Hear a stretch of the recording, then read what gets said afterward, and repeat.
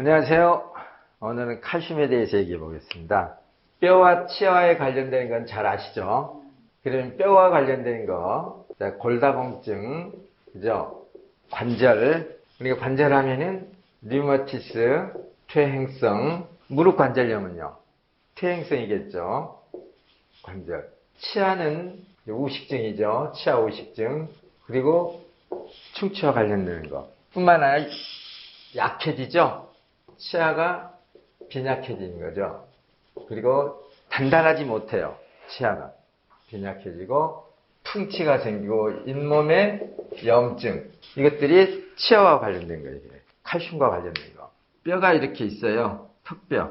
치아가 이렇게 박혀 있죠. 여긴 턱뼈예요. 턱뼈. 얘는 치아. 치아가 같은 뼈 같은데 치아가 턱뼈에 박혀 있단 말입니다. 이렇게. 흔들은 당뇨인 사람들이 흔드는 데다 턱 빠져버리죠. 여기 뭐냐면은 여기를 박아놓으면 여기 단단하게 붙잡고 있는 조직이 있어요. 콜라겐 조직. 근데 당이 높다든지 혈액이 산성화되면은 이 콜라겐이 녹아요. 당이 높다든지 이렇게 하게 되면은 이것들을 중화시켜야 할 거 아니에요.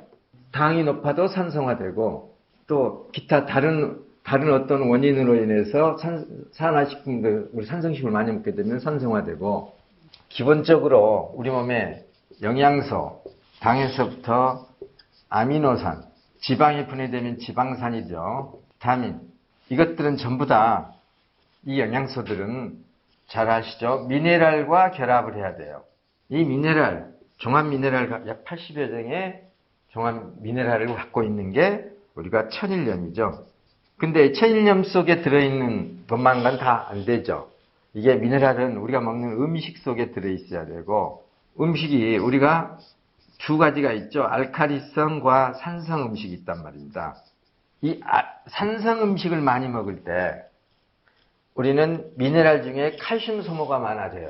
그러니까 우리는 기본적으로 음식에는 천일염이 들어있어야 되고, 미네랄, 즉 여기는 약 80여 종의 원소가 있어요.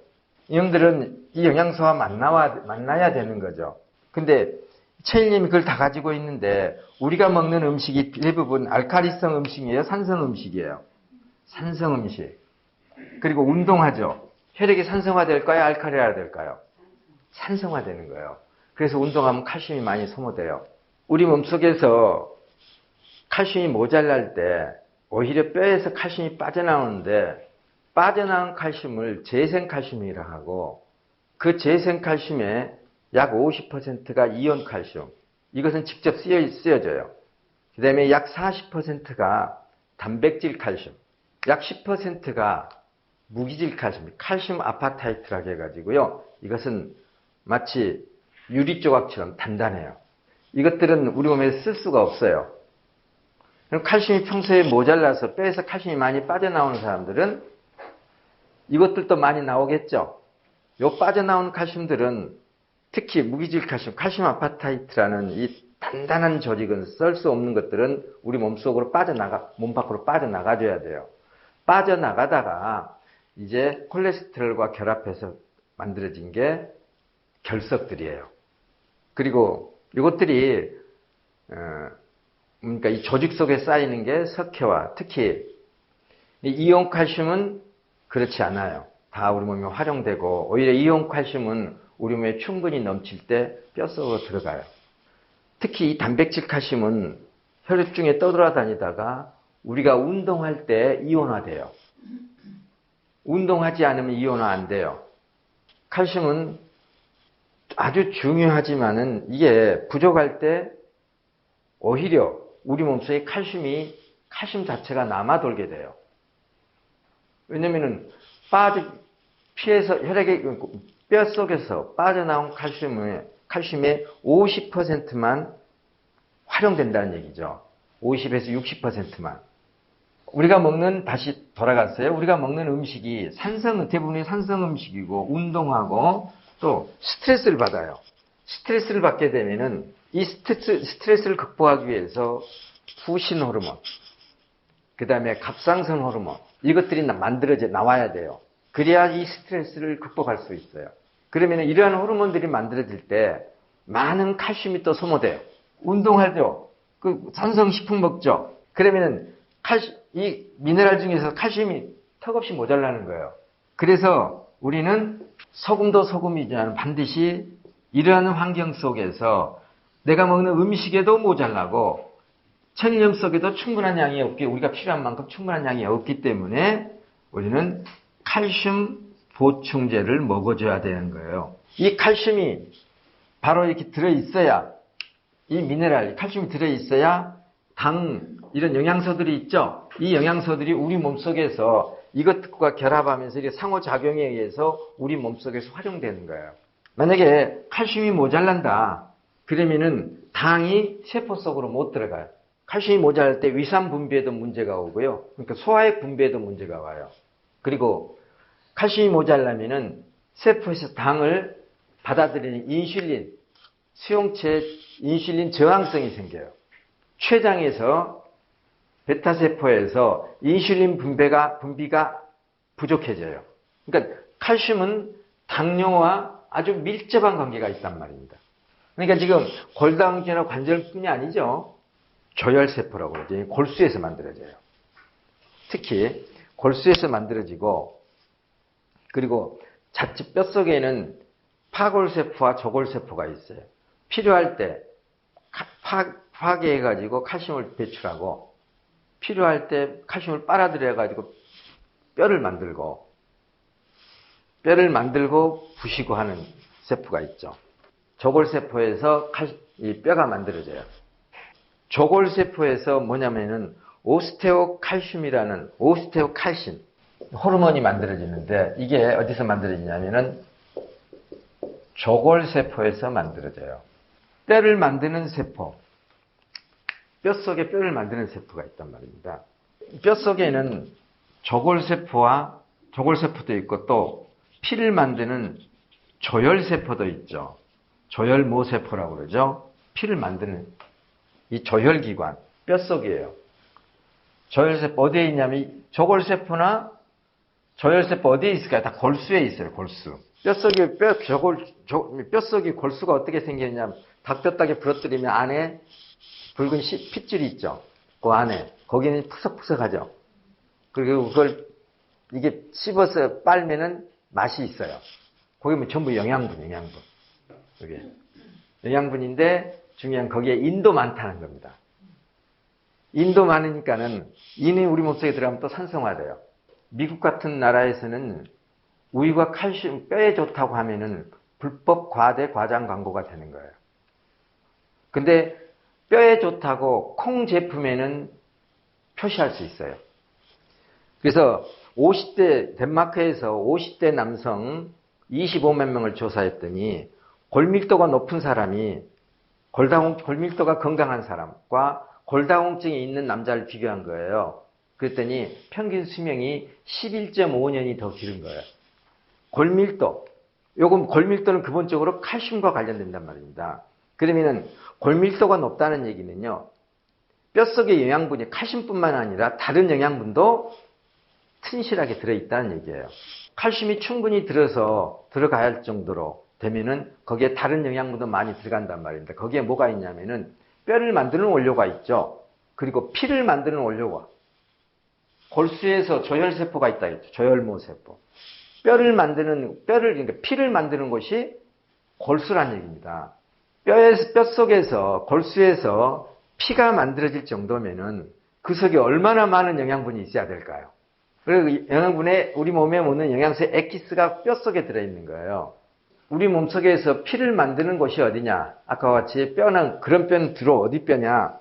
엉치뼈, 골반뼈, 그리고 흉골, 그리고 두개골, 대퇴부뼈, 여기서 피가 주로 만들어져요. 이곳이 차가우면은, 어떤 사람의 몸이 차갑다, 골밀도가 약하다고 보면 돼요. 영양 상태가 안 좋다, 건강하지 못하다, 똑같은 말이에요. 여기가 공장이죠. 자, 방금 말한 엉치, 골반뼈하고 흉골하고 두개골, 대퇴부, 허벅지뼈가 그러니까 피를 만드는 주 공장. 그러면 우리 몸은 기본적으로 평균 온도가, 내부 평균 온도가 37도 이상이 돼야 돼요. 그러면은 몸이 건강한 사람은 체온이 정상이죠. 그러면 피를 만드는 요 골반뼈가 차가워야 좋을까요? 따뜻해야 좋을까요? 따뜻해야 거기서 피를 제대로 만들죠. 모든 혈액병은 조혈세포, 즉, 이 조혈기관, 당연히 칼슘도 모자라다는 얘기죠. 그러니까 그게. 그리고 비정상적인 적혈구가 만들어져요. 그러니까 불량 제품이 나오는 거예요. 피가 만들어지는데 공장에서 불량 제품이 나오는 거예요. 그러면은 이 불량 제품을 백혈구가 봤어요. 백혈구가 알아볼까요? 못 알아볼까요? 알아보죠, 백혈구가. 그래서 그럼 잡아먹어요. 이게 백혈병이에요. 그러니까 자연요법 중에 주열요법이 있어요. 주열요법은 물론 근육에 열을 넣어서 근육이나 이 조직, 살, 여기에 열을 넣어서 높여가지고 열을 주입해가지고 깊이 들어가게 해서 풀어주는 것이죠. 근데 그럴 수 있는 것은 여러 가지 도구들이 있어요. 그럴 만한 것들은.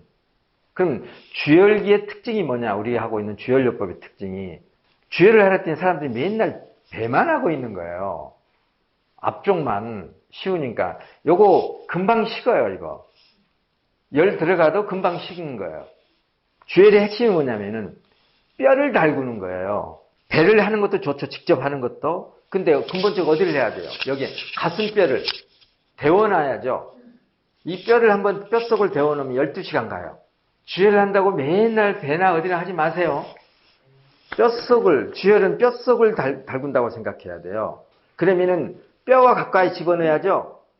그래서 살랑살랑 기분 좋게 문지르지 말고요. 어떻게 해야 될까요? 약간 압을 줘서 뼈하고 최대한 가깝게, 그리고 좀 오래 할 수 있도록. 계속 이 오스테오칼신 얘기했네요. 이 오스테오칼신이 뼈를 만드는 조골세포에서 만들어진다 했단 말입니다.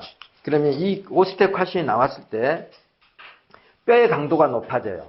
뼈를 만드는 호르몬이에요. 인슐린 분비를 촉진시켜요. 당을 높이는 글루카곤 호르몬을 낮게 해줘요. 그래서 그러니까 충분히 세포가 당을 먹고 배불리게 할 수 있다는 얘기입니다. 인슐린 민감도, 아까 말씀드렸듯이 인슐린 저항성을 없애주고요. 지방산, 지방이 분해돼서 태워질 때 지방산으로 되는데 이 지방산을 태워지게 돼요. 그러니까는 이게 충분하면 살찔까요, 안 찔까요? 예, 체지방을 분해해서 우리가 먹던 지방산 음식도, 지방 음식도 칼로리를 쓴단 말입니다. 이게 오스테오칼신 호르몬이에요.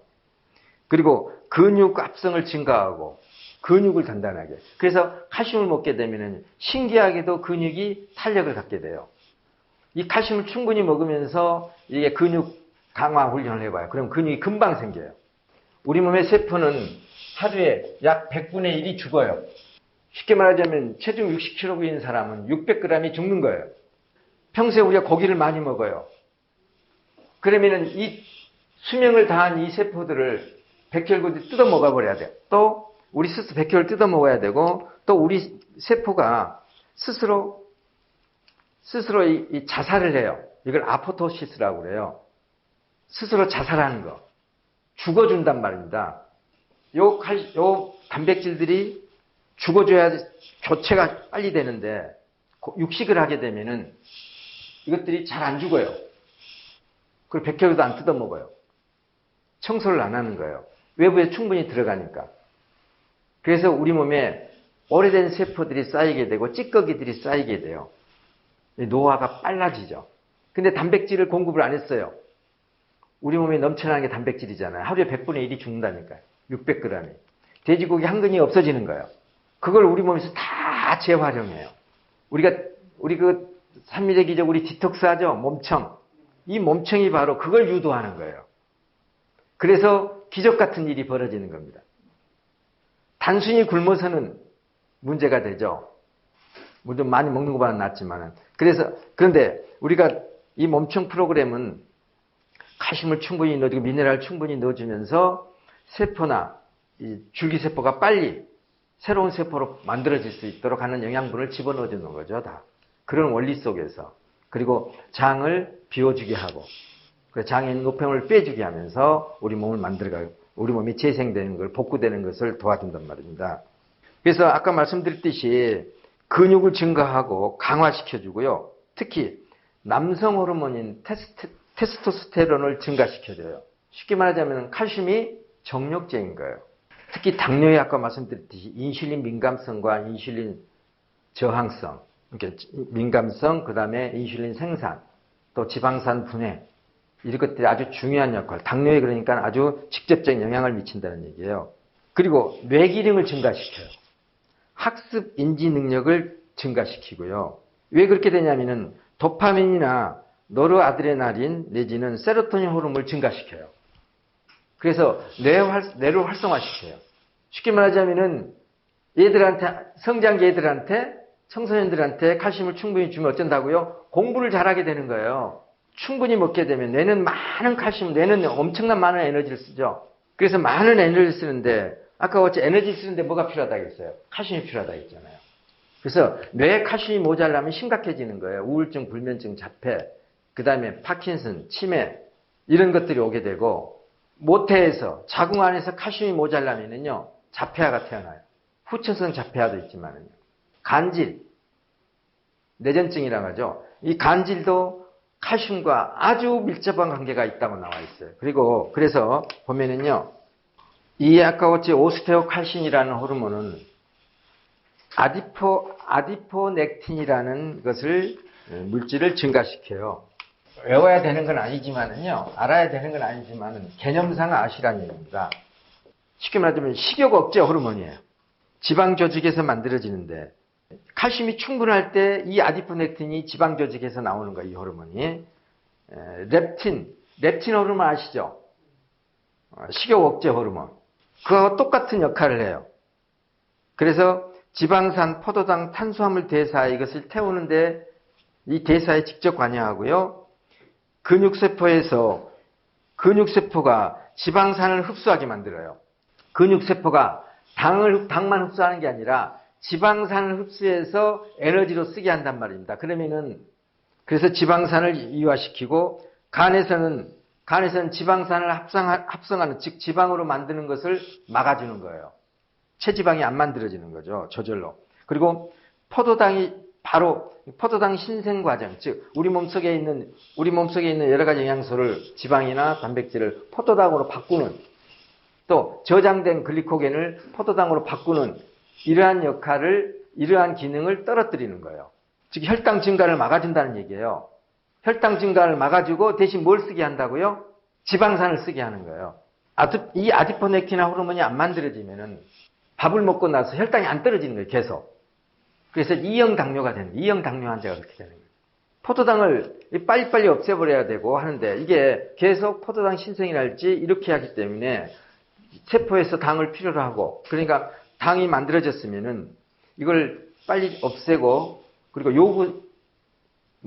이걸 요구하지 않게 포도당이 다시 계속 내 몸속에서 만들어지지 않도록 해줘야 되는데, 요게 호르몬이 저하되면은 이게 계속 당 신생이 일어나는 거죠.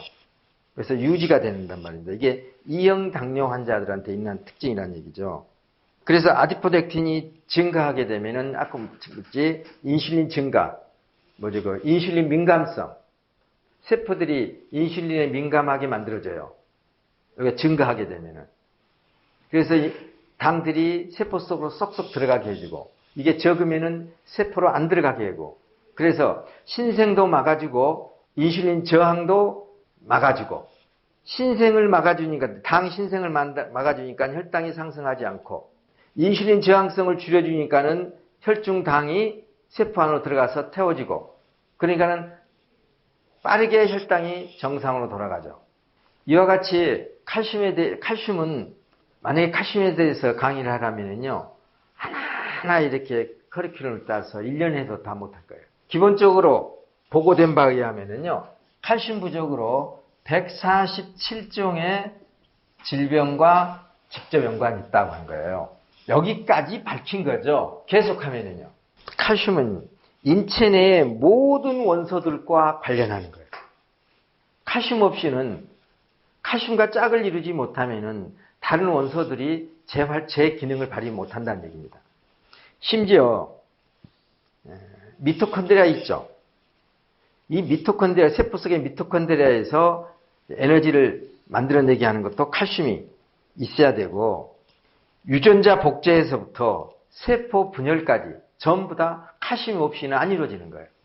칼슘이 부족하면 혈액이 산성화된다고 그랬죠. 혈액이 산성화되면은 헤모글로빈이 불활성화돼요. 그래서 빈혈이 만들어지는 거예요. 암 환자는 암세포는요, 정상세포에 비해서 칼슘이 100분의 1밖에 안 돼요. 그래서 암에 걸리면은 정상세포가 건강하려면은 우리 몸이 정상적인 칼슘 농도를 갖고 있어야 돼요.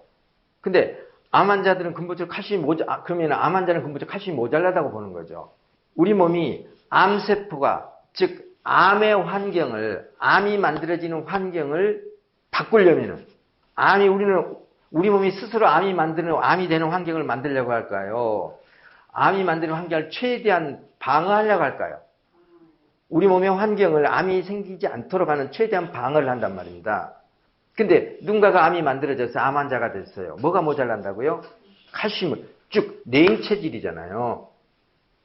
칼슘이 많이 모자란단 말입니다. 그러면은 우리 몸은 모자라는 칼슘을 총동원해가지고 암이 되는 환경을 막으려고 하겠죠.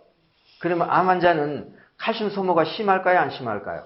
그리고 근본적으로 부족하죠. 그래서 암 환자들 보면 전부 대부분이 골밀도가 낮아요.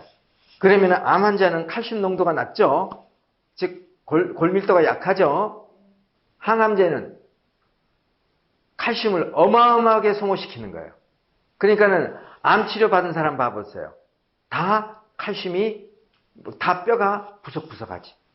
이렇게 중요한 게 칼슘이라는 얘기입니다.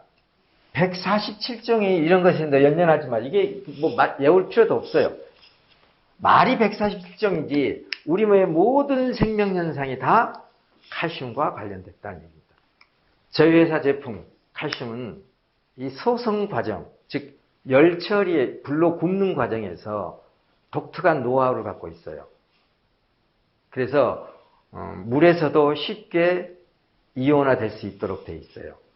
그리고 아까 제가 말씀드렸듯이 캡슐 칼슘은 그러면은 물에 코팅돼서 비타민 D하고 이렇게 연결되어 있어서 결합돼서 잘 안 녹지 않느냐. 근데 이게 우리 위장 속에 들어가잖아요. 그러면 위장은 항상 늘 산성이에요. 그러니까 약간의 위산을 딱 만나면 이게 녹으면서 즉시 이온화돼요. 그걸 어떻게 느끼느냐? 캡슐 칼슘을 빈속에 드셔보면 알아요. 속이 쓰는 게 속이 아리하고 약간 메스껍고 구토하려고 하죠. 위가 약할수록 그래요. 위병이 강한 사람은 그렇지 않아요. 왜냐하면 위는 염산의 pH 약 2에서 4를 유지하고 있거든요. 그래서 칼슘이 들어가요. 그럼 이게 녹아요.